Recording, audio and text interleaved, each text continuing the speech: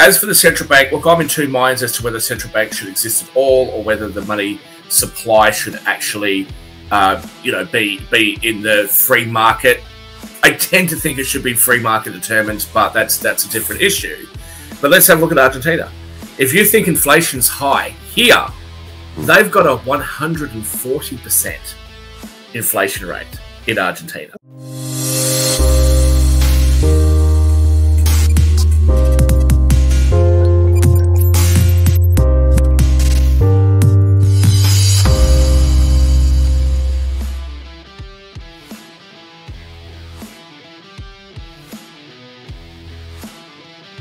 Before we wind up today, I'd like to just point this is a really interesting story where Milei, who is now the president in waiting, so to speak, president-elect as they call him in Argentina. This guy, if you haven't had a look at him, have a look at some of the stuff that's coming out about him.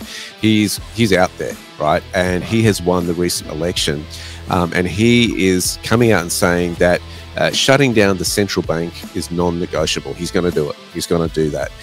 It's really fascinating to watch this. Taking on the central banks, it historically does not go well for people when they do that.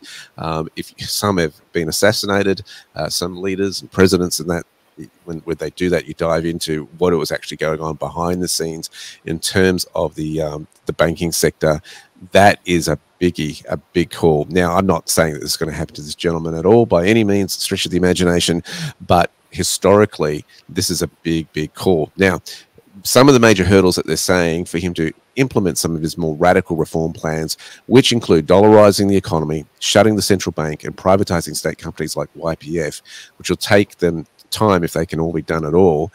Some commentators are saying his libertarian coalition has a limited number of seats in Congress and no provincial governors. He's also got to juggle the demands from the more mainstream conservative bloc, whose public backing was key to him winning the runoff election last week, as well as a conservative media who backed him as well.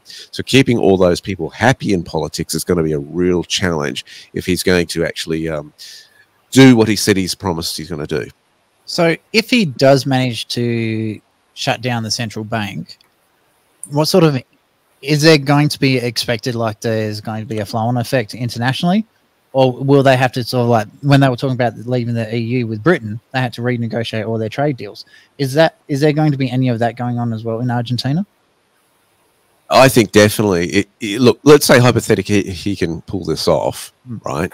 That is huge. It creates a preempture of what other countries might think. Well, if they can do it, we can do it too.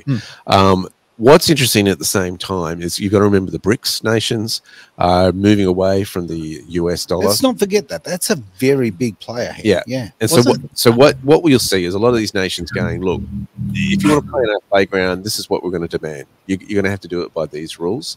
Yeah, it's a big call. Can he pull it off? Yeah, he's going to pull it off. But let me just say this: a number of his other policies, I don't think he's going to be able to. The Conservatives have criticised him for being too moderate. Well, yeah, he's a libertarian. He's not a conservative. As for the central bank, look, I'm in two minds as to whether central bank should exist at all or whether the money supply should actually, be in the free market. I tend to think it should be free market determined, but that's a different issue. But let's have a look at Argentina. If you think inflation's high here, they've got a 140% inflation rate in Argentina. I didn't even contemplate that. Their central bank is bankrupt. Okay, their currency's decreased 500% over just the last 5 years, rounding slightly. Okay, so something had to be done, and what he has inherited from these ridiculous left-wing government people that have existed before him is an Argentina which is in dire straits. And the saddest thing is, if you go and look at Milton Friedman's a review of Argentina in the 70s, when he first started talking about this, Argentina was once one of the wealthiest countries in the world. Argentina used to be amazing when it came to its resources, its quality of life, etc. And that has been screwed up because of people saying, we want to have more government involved in this or that or whatever. And very interestingly, for anybody who wants to look it up and fact check me, this one I know I'm correct about. 40% of the GDP of Argentina is government spending. 20% of that is spending on politics.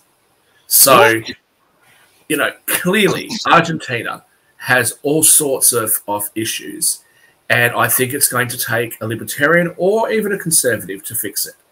As I've said before on many other shows, which is why everyone says to me, oh, Shaq, you know, you're such a lefty. I'm not a fan of the conservative way of running government. I want government to be as small as possible. I think the government should be no more than a simple administrative body that enforces, you know, contracts and keeps things fair and intervenes in the market as minimally as possible. But for right now in Argentina, you know, they've had to do something quite drastic, and I hope it works.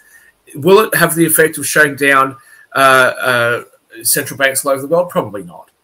But I will certainly say that I think if he can hold the presidency, if he is able to get the majority of his policies through, I think that Argentina is going to grow dramatically from this point on, because whatever it is, whatever the left-wing fearmongers want to say he's going to do, nothing he can do as a libertarian or a conservative is going to be worse than what they've already had to go through over the last several decades.